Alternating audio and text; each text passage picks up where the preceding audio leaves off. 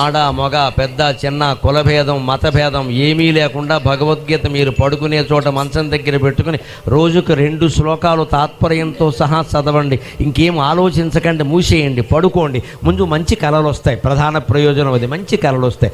2 శ్లోకాలు ఎక్కువ కల్లా 365 రోజులు సంవత్సరానికి 700 శ్లోకాలు ఉన్నాయి భగవద్గీతలో. వ్యాసుడు లెక్కగా రాశాడు 1700 శ్లోకాల భారతం, 1,00,000 శ్లోకాల భారత కథ, 700 భగవద్గీత, అంతే లెక్క. 700 మీకు ఎన్నాళ్ళు అయిపోతే 350 రోజుల్లో అయిపోతుంది. సంవత్సరానికి 365 రోజులు కదా, ఒక సంవత్సరంలో ఒక ఆవృత్తి అయిపోయింది.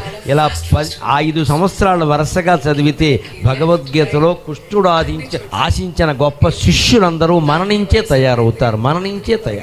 రోజు చదువుతూ ఉంటే మనస్సు కొంతమైనా ఎక్కదండి, అనిపించదా? మనం ఏం చేస్తున్నామని అనిపించదా?